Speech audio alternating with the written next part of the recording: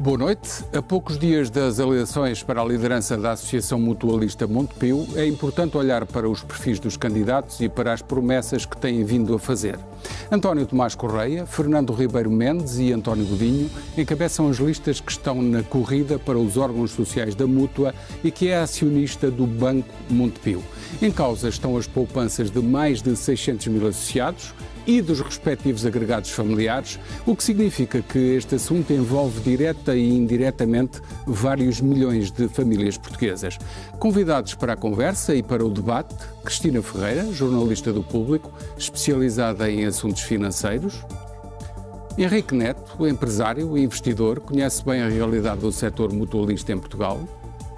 Isabel Vicente, jornalista da área de finanças e de questões relacionadas com a banca.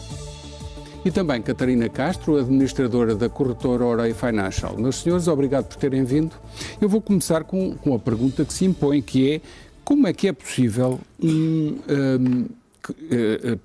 ex-presidente de um banco, do Banco Montepio, Tomás Correia, e agora presidente de uma mútua, mas que acumulou funções durante as quais deixou um rasto de questões que estão agora ou em processos contraordinacionais, nomeadamente no Banco de Portugal, ou em processos de crime, como é que é possível ser livre para concorrer a estas eleições? Cristina Ferreira, não deveria haver alguma supervisão ou alguma entidade superior que dissesse não pode ser, tem que haver uma mudança? Claro que devia ter havido e podia haver, porque o poder de persuasão de um supervisor e da tutela, neste caso da tutela da associação é o Ministro da Segurança Social, é enorme. E, portanto, há um poder moral de persuasão é enorme. Portanto, bastava isto chamar o senhor e dizer o senhor tem processos abertos, tem acusações no Banco de Portugal, que está sob investigação e, portanto, não deveria poder exercer as funções. Eu acho que isto é válido para instituições, para bancos e para instituições da economia social, que são instituições muito sensíveis e muito delicadas. Que gerem o dinheiro de muita gente. Que gerem o dinheiro. E, portanto, isto não se devia estar à espera que estes processos, que são processos de investigação sofisticados, complexos, que demoram tempo, que chegassem ao fim para haver uma decisão ou de culpa ou de absolvição, para então tomarem uma decisão, nomeadamente no caso de haver uma acusação, para os afastarem. Portanto, mas eu acho que podem. Eu acho que houve aqui uma gestão política deste tema do Montepio e pura e simplesmente foi-se adiante com a barriga para a frente as soluções, e eu acho que sempre com o argumento de que se estão a proteger os interesses dos associados, etc., os que se estão a proteger são os interesses que estão envolvidos neste momento na Associação Mutualista Montepio Geral. Gestão não é política da parte de quem? Eu acho que neste momento do Governo. O Governo percebeu que tinha ali, e isso é que é extraordinário. O Governo é amigo de Tomás Correia? Não, eu não sei se é amigo. Eu sei que os factos são estes. O Governo e o Dr. António Costa percebeu, até melhor do que o anterior Primeiro-Ministro, de que o sistema financeiro havia ali um tema. E o tema era o tema Montepio.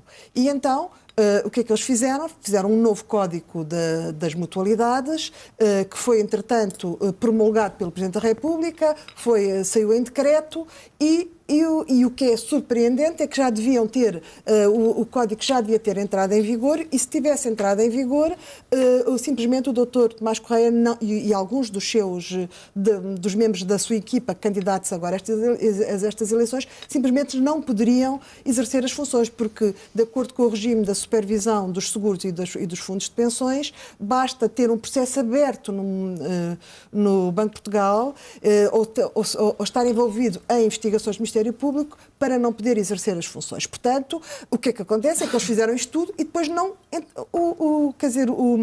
o novo Código das Mutualidades não entrou em vigor. Portanto, não serviu de nada. Terá sido de propósito? Pois, eu acho que todas as dúvidas são legítimas. O que eu acho também extraordinário é que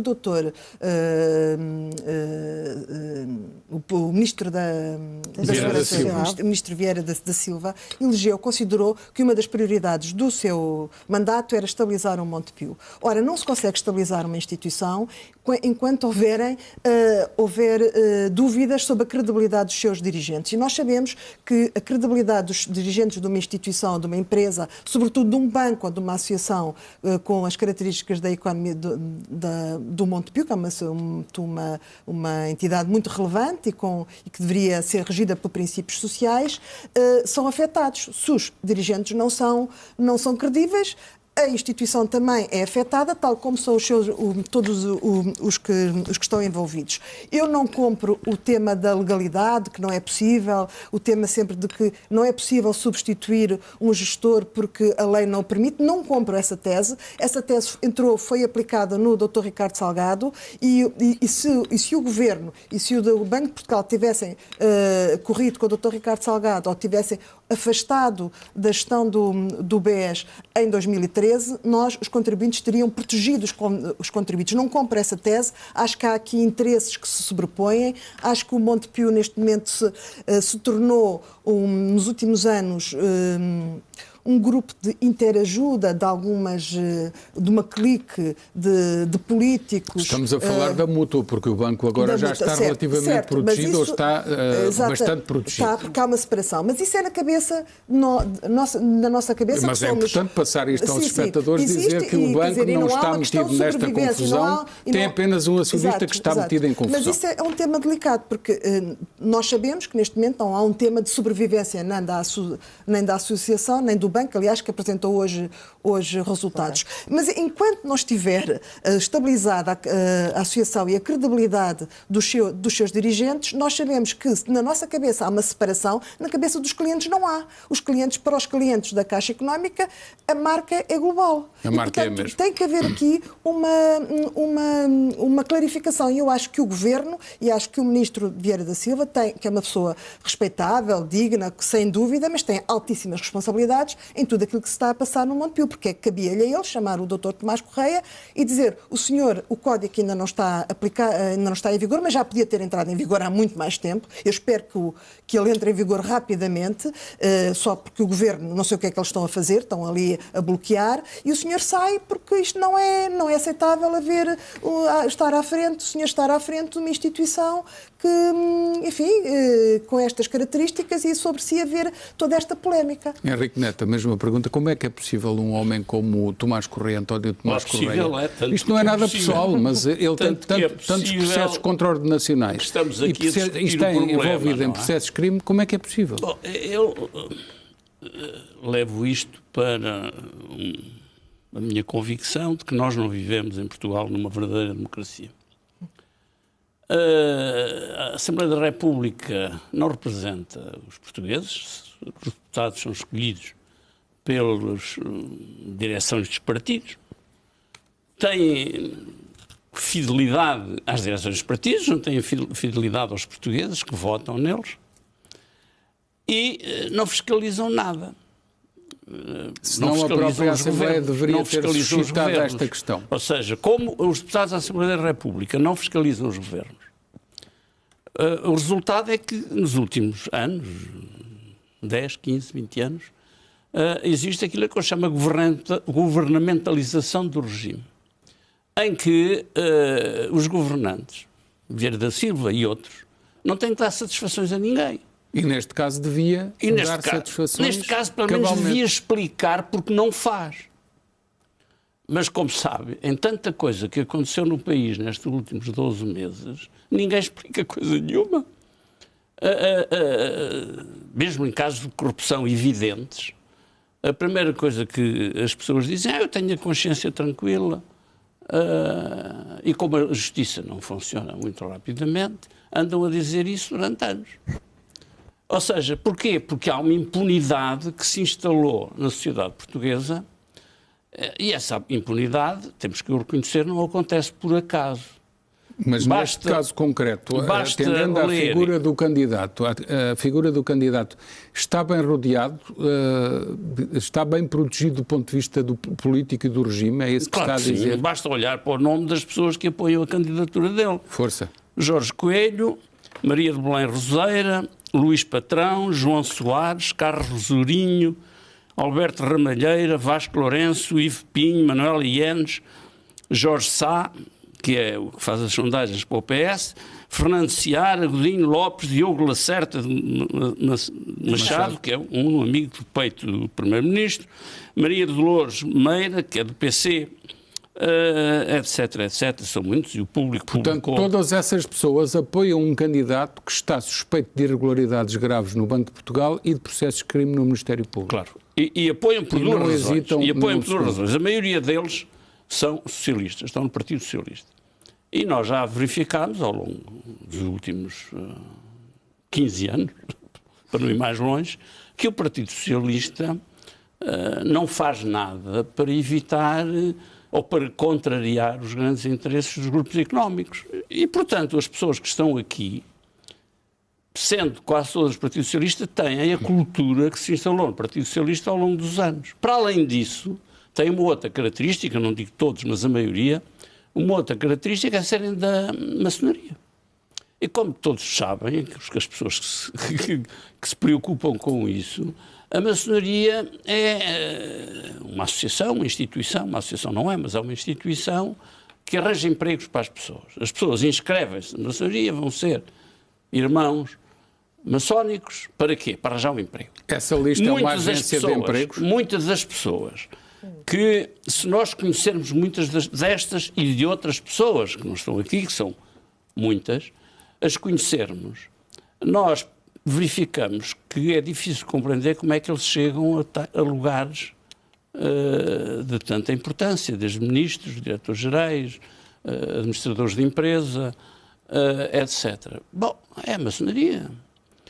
A maçonaria, no fundo, protege os seus. E, dentro do segredo que é próprio da maçonaria, vai lidando com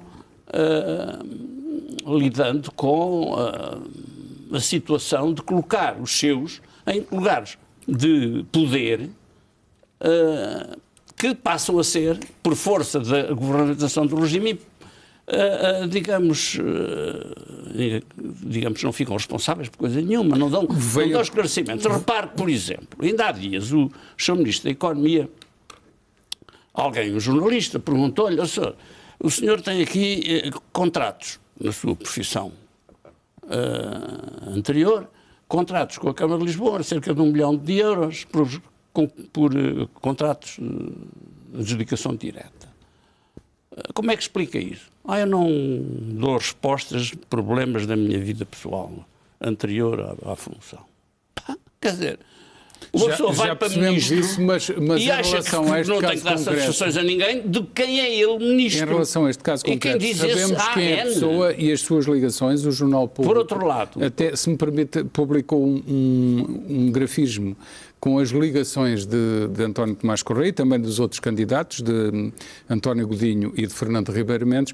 No caso de António Tomás Correia aparece claramente, à esquerda no ecrã, aparece claramente ao centro, do lado esquerdo, António Tomás Correia, depois as ligações todas, Luís Patrão, Alberto Ramalheira, José Matos Correia, e aparece precisamente Jorge Coelho e o empresário Rui Nabeiro, por aí fora. Portanto, aqui está essa mancha gráfica que corresponde às ligações. Mas para concluir a sua resposta, estão a apoiar alguém que, por força das suspeitas que recaem sobre ele, não deveria ser apoiado, ainda por cima o partido que governa o país? Eu teria vergonha, eu como cidadão, tenho filhos, tenho netos, eu teria vergonha de apoiar o presidente da mutualidade. Tinha vergonha, porque acho como é que é possível que uma pessoa como Jorge Coelho, ou Maria de Belém, ou outras, apoiem o senhor sem nenhum sentido crítico em relação àquilo que está a acontecer. Bastaria que eles olhassem para as contas da mutualidade e para as contas do banco, no período em que foi dirigido pelo agora presidente mutualista, para verificarem que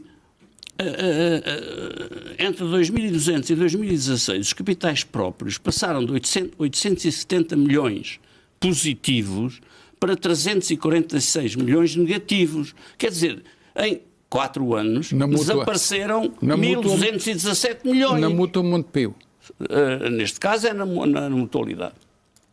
No grupo. No grupo. Não é no grupo. É na mútua. É na mútua. Exatamente. Depois, mas depois... num passo de mágica aparece um resultado positivo, já lá vamos, e a Catarina claro, Castro também vai analisar. É evidente que depois fez esta operação agora. Sim, mas as ainda... pessoas, o que eu quero dizer é o seguinte, e deixe-me só terminar com isto.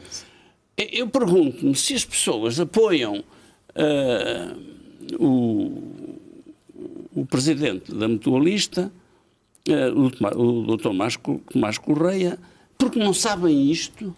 Ou porque não querem ver. Ou porque não querem ver. Muito bem, é uma boa pergunta. Isabel, em relação à pessoa e às suspeitas e ao facto de tanta gente o apoiar, que dizer? Eu acho que o mais importante do que as pessoas que o apoiam, porque já é um clássico ele ter um apoio muito significativo nesta ala, é importante perceber o que é que está a acontecer com a associação e porquê, e com o banco. Porque desde 2011 a associação, que é dos associados, até prova em contrário, já injetou mais de 1.000 milhões no banco, que supostamente foi criado para dar retorno à associação. As minhas contas são 2.400 milhões. É ao longo dos anos. Sim, eu estou só a partir de 2011, porque o descalabro aconteceu desde que o banco, o grupo comprou o Finibanco, mas pronto. Também já lá vamos, se tivermos portanto, tempo. O que é que acontece? E isso foi, para além de ser uma venda complicada, estranha e acima do valor de mercado do próprio banco, leva-nos para outras conversas. Mas eu acho que, ponto 1, há este problema em relação à associação e em relação ao banco. O banco está a melhorar, hoje até já apresenta lucros, mas a associação tem uma situação positiva devido à isenção de imposto. Créditos fiscais por impostos diferidos. Exatamente. O que é que me parece importante e que é sempre, de alguma forma, silenciado nunca há problema nenhum, nem na associação nem no banco, nunca houve problema nenhum. Para o Dr. Tomás Correia nunca há problema nenhum, as pessoas gostam de falar e portanto não há um escrutínio nem da parte dos associados, que estão disseminados, são mais de 600 e tal mil, volta a 400 e tal mil têm direito de voto, mas normalmente votam 50 mil associados.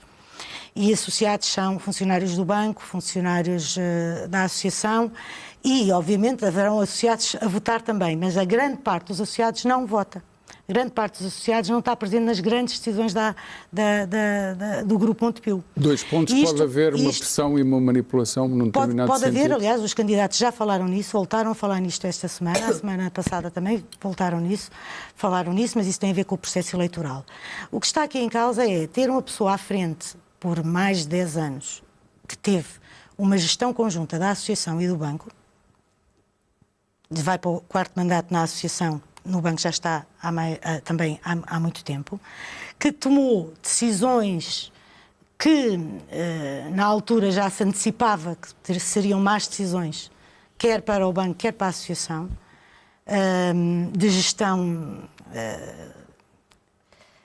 eu diria de má gestão, porque aliás, a auditoria forense, transformada à pressa em auditoria especial para não incomodar o senhor, dizia claramente atos de má gestão. E isto não é de agora. Agora está a criar-se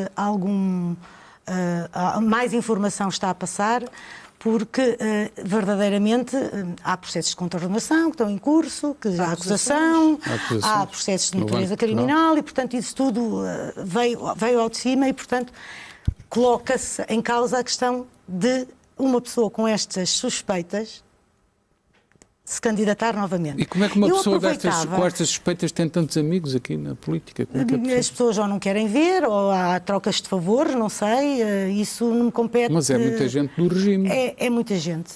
É sem dúvida muita gente. O Dr. Tomás Correia tem ganho eleições há muitos anos, sempre apoiado mais explicitamente ou não por estas pessoas. Mas há uma coisa que eu queria acrescentar e que tem a ver exatamente com o facto do Código Mutualista e passar-se para a alçada da Associação Mutualista, passar para a alçada do Regulador dos Seguros.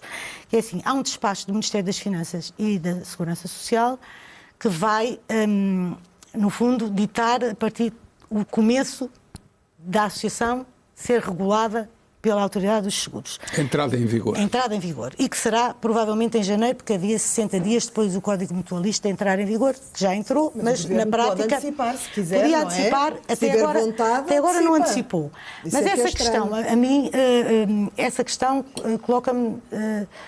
queria só acrescentar isto um pouco, porque o Dr. Tomás Correia pode ganhar estas eleições, mas as questões de idoneidade, que são essas que importam para o caso, a idoneidade é observada e analisada por qualquer regulador em todo o tempo. O que significa que logo a seguir pode ter que sair com o código. Pode ser que tenha que sair.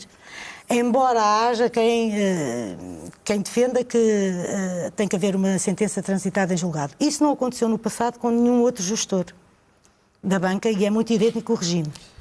Porque muitos foram afastados sem haver trânsito em julgado das condenações. O Ministério das Finanças ter aceitado que uma mútua que estava isenta das regras do IRC ter passado para a alçada das regras do IRC para, por sua vez, como tem prejuízos, beneficiar do regime fiscal de ativos por impostos deferidos, isto é claramente o Mário Centeno a favorecer este senhor, não pode ser de outra maneira. E isso tem uma história por trás, porque a história que está por trás dessa mudança tem a ver com o facto de a Comissão de Vencimentos ter proposto que os administradores dos órgãos sociais poderiam receber prémios ou uma remuneração em função dos resultados, numa altura em que a associação e o banco têm tido resultados negativos, não é?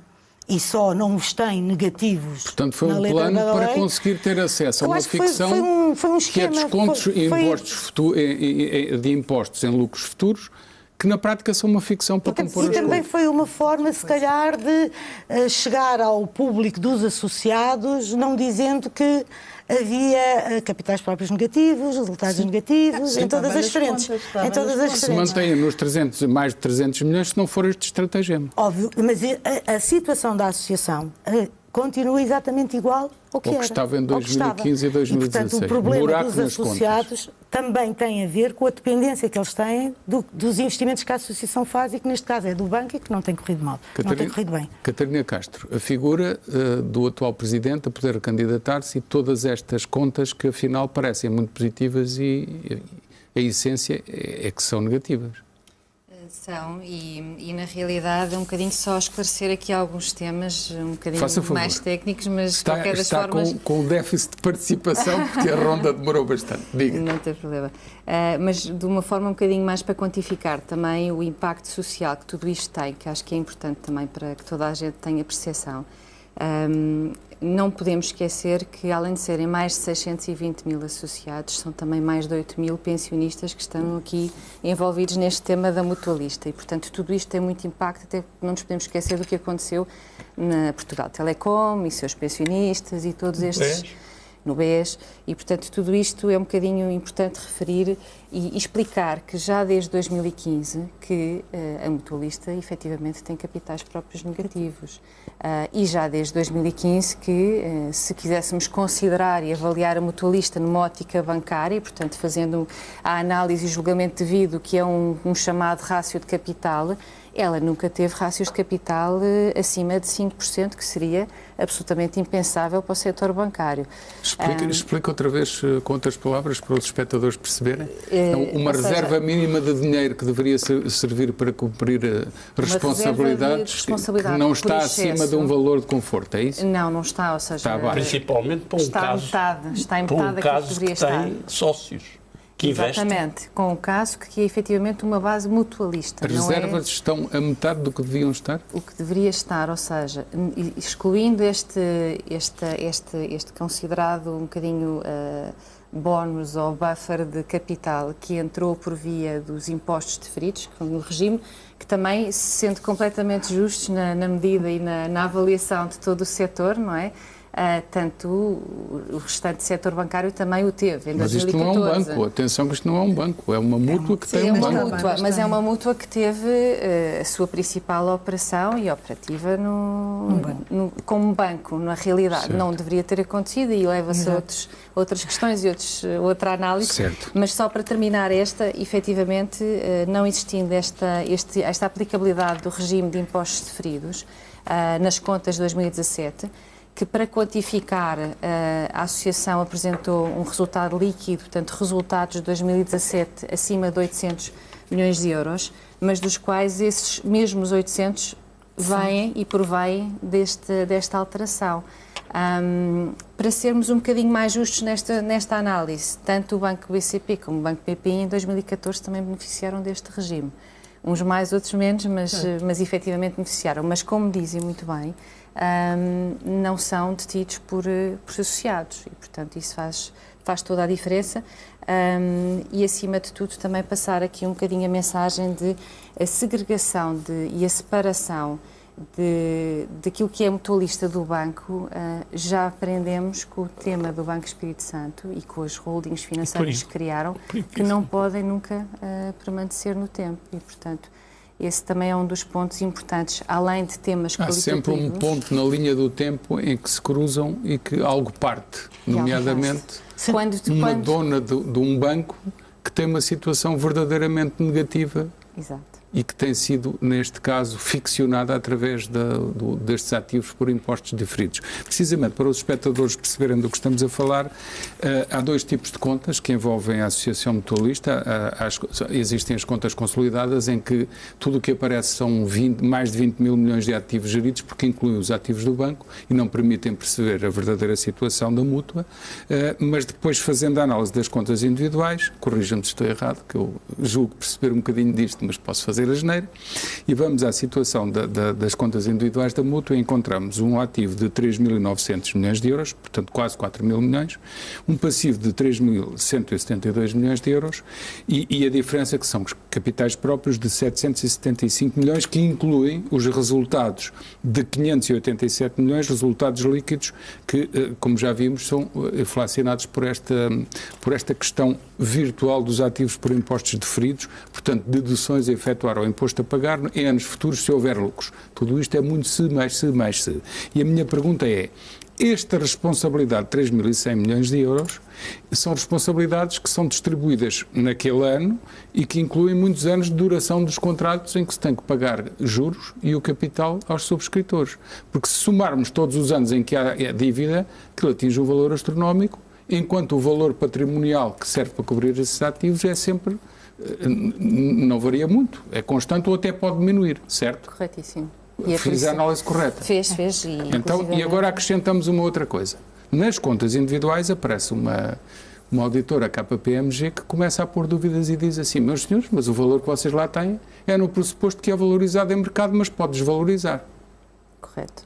Pode explicar-nos o que é essa nota da KPMG? Não, o que a KPMG faz, e é também o normal do princípio da base de certificação legal de contas, é exatamente avaliar, dizendo isto é feito, este exercício, sempre numa base corrente e, portanto, em que não existirá uma desvalorização do ativo associado. Agora, a realidade é que o ativo associado tem também o seu impacto e é por isso é que é importante, além das contas individuais da mutualista, olhar para a existência ou não de diferenças no ativo, na diferença do ativo versus passivo, do produto financeiro contratado a nível do banco, e aí sim vamos para a esfera do banco, porque lembrando, alguns dos produtos que efetivamente foram colocados nos associados também provém da estruturação do banco na altura, não atualmente, mas na altura. O banco a vender produtos financeiros da Associação Mutualista, que é a sua dona. Exatamente, e portanto logo aí primeiro conflito de interesses. Segundo tema a quantificar tecnicamente, e é um bocadinho isto que a nota da KPMG diz, é dizer tudo isto é válido e nós certificamos e estamos de acordo com as contas, embora existam aqui ênfases e portanto é importante que a avaliação seja feita tida em conta com os ênfases do próprio auditor, mas diz efetivamente que existe o risco de um gap entre aquilo que é o passivo versus o ativo no horizonte temporal para lá dos 5 anos. E há efetivamente nas contas do banco essa mesma análise que nos dá alguma quantificação à volta dos 2 mil milhões de euros, sobre essa possível diferença entre ativo e passivo para este conjunto de produtos. E, portanto, não deixa de ser interessante também fazer essa análise de risco, que, no caso do banco, com esta nova gestão, efetivamente já está a transitar para crescimento de resultados. Todas as métricas a nível de operativa normal do banco estão realmente a mostrar bons sinais.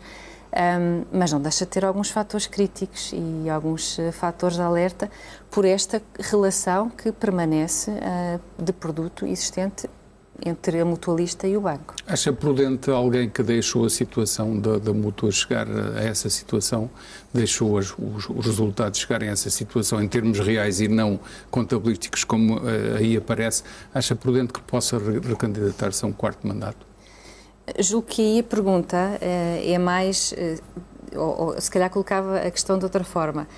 Se a mutualista foi autorizada a utilizar o regime dos impostos diferidos, então também deveria provavelmente de cumprir com aquilo que são as normativas de idoneidade e de testes para o mesmo do próprio Banco de Portugal, que é o supervisor para a matéria. E que é o supervisor para a matéria poder dizer se Tomás Correia é idóneo ou não. Corretíssimo. Aliás, mas ele afastou, não é? Em 2015, com a separação, houve ali um braço de ferro. Afastou em relação à gestão do banco.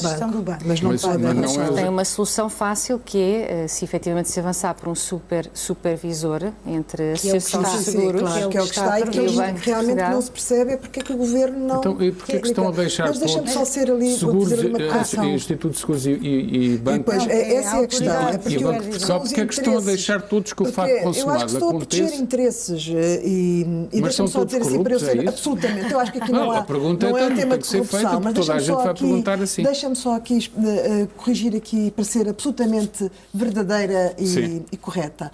Eu acho que isto não é só um tema da maçonaria, porque acho que na maçonaria, eu não sou maçom, portanto não há vontade, não é? Faço já a declaração de... Desculpa só o sublinhado, o Dr. Henrique Neto começou por dizer que era um problema da Dra. Teresa e que para além disso existia também esse tipo de ligação. Eu acho que há uma clique de maçons, uma clique na maçonaria que tomou conta e que é a clique dos negócios, dos interesses. Agora, acho que há pessoas respeitáveis em todo o lado. E acho maçons, acho que por aquilo que eu percebi quando estive a fazer esta cronologia, há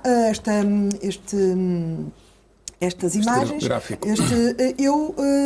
há mações neles todos, em todas os candidatos presentes. Em todas as listas. Portanto, a Mútua está condenada a ter mações na sua gestão. Não, mas espera aí. É uma boa perspectiva de vida. Temos que ter aqui rigorosos também. É como o país também está condenado a ter temos que ser administradores da coisa rigorosos. Eu acho que não é só um problema da maçonaria, até porque o Montepio casam-se os católicos com os maçons, aquilo é uma atrapalhada. E, portanto, nem todos os maçons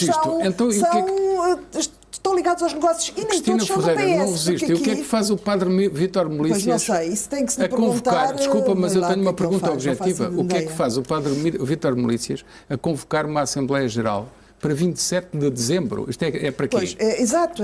Como aconteceu no ano passado. E antes disso, este padre, parece-me, eu não quero ser julgador mora, mas parece-me que este padre pecou um bocadinho ao pôr aquilo entre o Natal e o Ano Novo, não? Para ver se alguém não aparecia, é isso? José, não é a primeira vez que isso acontece. Aconteceu antes da Páscoa. Já aconteceu várias vezes. Em anos anteriores é sempre. Isto parece os clubes de futebol. Desculpa, também não resisto. Parece os clubes de futebol que controlam as massas associativas através das claques. Aquilo funciona ali. Espera aí, há também aqui dirigentes do PSD. Pois. É porque isto não é só... Cita-se, faz favor. Isto não é só o doutor... Eu queria José Matos Correia, enfim, que é o que foi secretário-geral do PSD. Mas esse é no apoio a Tomás Correia? Sim, no apoio ao Dr. Tomás Correia. Não, Tomás Correia.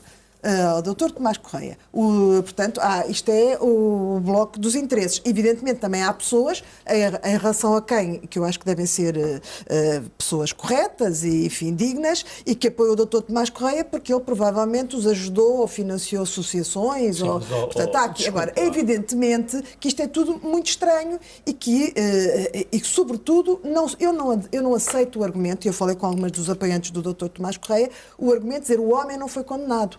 Ele Eu não aceito esse argumento, como não aceito o argumento da lei. O homem não foi condenado, também esse foi o argumento que foi usado para não afastar o Dr. Ricardo Salgado e o Dr. Oliveira Costa. Ele não era condenado, portanto não se afastavam as pessoas. Ele não foi condenado, mas foi acusado pelo Banco de Portugal, recorreu, o processo esteve a ser dirimido, está sob investigação do Ministério Público. Isto deviam ser fatores para o próprio Dr. Tomás Correia recuar e dizer: eu não me recandidato. Eu lembro aqui, deixa-me só aqui dizer duas coisas que é importante. Temos mesmo pouco tempo, infelizmente. Mas eu lembro aqui outra coisa, é que a tutela tem altíssimas responsabilidades no que está a passar no Montepio, o Dr. Vieira da Silva, porque foi ele que autorizou a Associação Mutualista a vender produtos de risco, sabendo que era uma entidade com princípios que ia aplicar o dinheiro dos seus associados em produtos de risco. Isto foi em 2008 e foi o ex-ministro das Finanças, Dr. Teixeira dos Santos, e o Dr. Vítor Constâncio que permitiram à Associação ao Montepio comprar um banco que estava falido, porque lhes resolveu um problema. E, portanto, e também, mais uma vez, é a tutela, é este governo, e também os anteriores, mas sobretudo este, porque este processo acentua-se, esta ideia de falta de credibilidade da instituição, acentua-se, da instituição mutualista Montepio, acentua-se porque o governo está a atrasar todos os processos e, portanto, também tem altíssimas responsabilidades. Neto.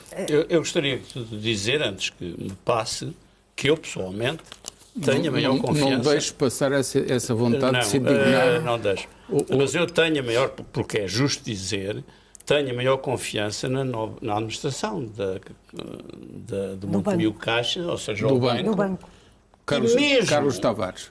Exato. Deu provas de boa gestão em vários sítios. E mesmo a administração anterior, que eu não conheço, não sei quem são, não conheço pessoalmente. O José Félix Morgado. Pois, mas melhorou muito a situação do banco durante os anos que lá estiveram, apesar do presidente da Mutualista, o Dr. Tomás Correia, lhes ter feito a vida negra durante todo o tempo. Até o conseguir tirar? Até o conseguir tirar. Mas já eles tinham melhorado a situação do banco. Isto é justo dizer. Não concordo com a ideia de que as pessoas são respeitáveis. Algumas são, outras não. Ouça, uma pessoa respeitável tem cuidado. Não apoia uma determinada coisa, qualquer que ela seja. Se há dúvidas. Se tem dúvidas. Ora, isso não é credível que as pessoas estejam... São pessoas que não são analfabetas. Dormem bem à noite. Mas isso é um bom ponto para passar a... A mim não é aflitivo, é aflitivo para elas. As notícias vêm, nós publicamos notícias, o Público, Expresso, a SIC... Supostamente bem informadas. Mas isso é um bom ponto para passar. Repare, há um outro aspecto. Eles deviam se preocupar como democratas, que eu acredito que se considerem, que a eleição da administração do Montepio, da mutualidade, seja tudo menos democrática. Como é que é possível que 600 mil pessoas votem numa única mesa de voto? Deviam aprender alguma coisa com o Benfica. Mas aí Vieira da Silva devia ser chamada à responsabilidade e obrigar a que haja democraticidade nessas eleições. Existe uma outra coisa. Processo eleitoral. Sim, mas no último, em 2015, houve queixas, sim. O processo esteve em tribunal, e há recomendações nesse acórdão, que é extenso, relativamente ao processo eleitoral e à forma de votação dos associados, que devia ser não numa única mesa, mas ou por voto eletrónico ou o que seja. A verdade é que passaram 3 anos e está a acontecer exatamente os mesmos problemas, ou pelo menos as mesmas queixas, que aconteceram em 2015, portanto, fica complicado. Repare. Isabel, se me permite, agora temos que acelerar. Isabel, 4 ou 5 processos para referir para os espectadores perceberem do que estamos a falar. Um deles referido pela SIC e também pelo Público e por outros órgãos de comunicação, que teve a ver com uma auditoria que foi acabada agora em fevereiro de 2018, diz claramente que enquanto Tomás Correia estava no Banco Montepio, permitiu que o banco emprestasse ao filho do empresário José Guilherme 20 milhões para comprar ações do próprio banco. Isto faz-me lembrar o BCP com offshores a comprar ações a si próprio. É uma vergonha, desculpem a expressão. E esse aconteceu. Depois há créditos de 150 milhões de euros a um empresário Rio Alegre para comprar navios de cruzeiro sem garantias, uma coisa absolutamente descontrolada que só parece compadria. Depois há uma denúncia que nós demos aqui na SIC, feita à Polícia Judiciária, que enviou para o DCAP, sobre uma alegada comissão de 10 milhões de euros para o Montepio comprar o Finibank por mais de 100 milhões de euros do que o valor que efetivamente teria, portanto, pagou mais de 300 milhões quando valia menos de 200. Isto no tempo de José Sócrates terá dado a ordem que comprem isso, que é para não ir à falência. Estamos a falar de coisas absolutamente... Graves, isto é crime. Isto é crime.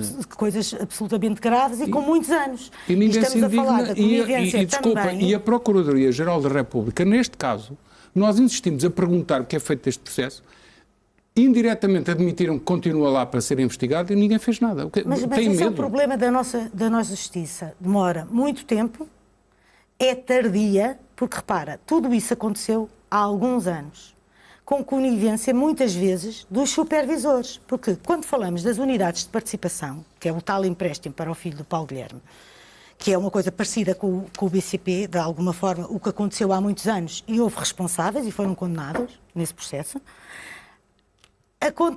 aconteceu também no Montepio. E aconteceu porque os supervisores, o Montepio precisava de capital, o banco. Como precisava de capital e a mútua já tinha injetado algum capital e havia o problema precisamente de descapitalizar as responsabilidades que tinha para com os associados, porque foi um servidor de dinheiro, foi uma destruição de capital enorme por tudo isso, pela compra do Finibank e outras coisas. O que é que se arranjou e que a CMVM, vamos ser honestos também... Também tem responsabilidades. E na altura era o Dr. Carlos Tavares que presidia a CMVM,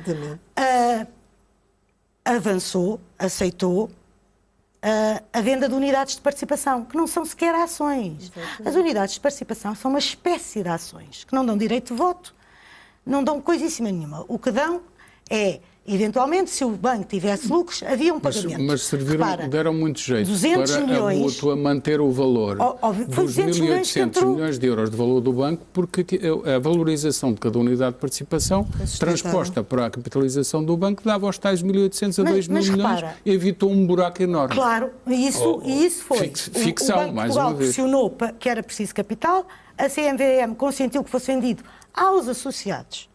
Aos balcões, fizemos uma reportagem no Expresso na altura, aos balcões do Banco Montepio, essas unidades de participação, com a promessa de que iriam render até 4% e que era um produto do banco temos de terminar. e que era seguríssimo. Há um aspecto que já não temos tempo. A história repete-se. Só para dizer uma coisa, a história repete-se. Eu continuo... E a associação também se tem servido do banco para recolocar a dívida e para fazer que é o tal capital... Eu continuo a achar que isto é essencialmente um problema político.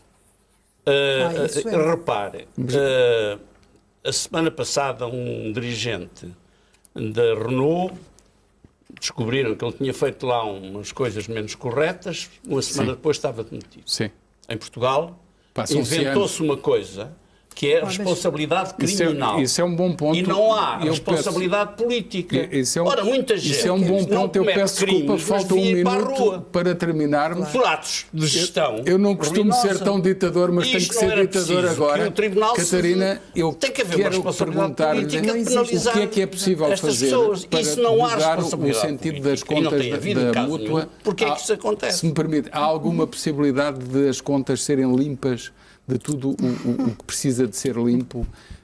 Tem um minuto para responder. Há alguma possibilidade ou o que é possível fazer para que a situação fique mais sólida, para garantir aos associados que no futuro receberão o seu dinheiro e os poupanças, e muito devidas. Acho que, acima de tudo, temos que avançar rapidamente para ter efetivamente o superregulador a gerir esta situação. E esse é o primeiro passo decisivo, até porque Banco de Portugal já há muito tempo que avalia e analisa esta situação. E, portanto, também temos que dar a oportunidade a que consiga intervir e fazer aquilo que é o seu papel, que é salvaguardar estas poupanças, salvaguardar estes interesses. E, portanto, nesse sentido, acho que absolutamente crítico é avançarmos com o tema do superregulador, não deixando apenas estar sobre a autoridade dos seguros portugueses. Portanto, é o primeiro passo. E mais algum? É o primeiro passo. Recomendo este primeiro passo, para já. Sim, então e depois continuamos a nossa conversa sobre o mesmo tema, porque pelos vistos vamos ter de continuar mesmo a aprofundar sobre muitos pontos que ficam em aberto. Ficou muita coisa por dizer. Ficou muita coisa por dizer. Ao resto, às candidaturas, está agora já não vamos a tempo. Que estaremos aqui em breve, se decidirem aceitar o convite da minha parte. Muito obrigado, agradeço-vos imenso. E agora, muito rapidamente, sugestões de leitura. Manifesto para a Produtividade e o Desazo da Economia Portuguesa, António Carvalho Fernandes, da editora Gradiva. De Steven Pinker, o Iluminismo Agora, em defesa da razão da ciência, humanismo e progresso, é um livro da editorial Presença. A Ciência de Brincar, Science for You, como transformar um trabalho de curso num negócio de milhões, de Miguel Pina Martins e Rui Hortelão, da Cultura. De Tim Harford, autor do Economista Disfarçado, 50 coisas que mudaram o mundo, um livro seguramente interessante para gestores e não só, da Objetiva. Ferramentas dos líderes, as táticas, rotinas e hábitos de bilionários, ícones e artistas mundiais, de Tim Ferriss, espero ter lido bem, do autor do best-seller 4 horas por semana, da Casa das Letras. E por último, O Mundo Secreto, uma história da espionagem, dos espiões da Bíblia às grandes potências. Só lhe falta a história do espião Cantino que roubava o mapa padrão real do Palácio do Rei Dom João II para vender ao Duque de Ferrara. É a única falha que eu encontrei neste livro. De resto, uma leitura muito interessante de Christopher Andrew, publicado pela Dom Quixote. Meus senhores, muito obrigado pela vossa atenção. Até quarta-feira. Tenham uma boa semana.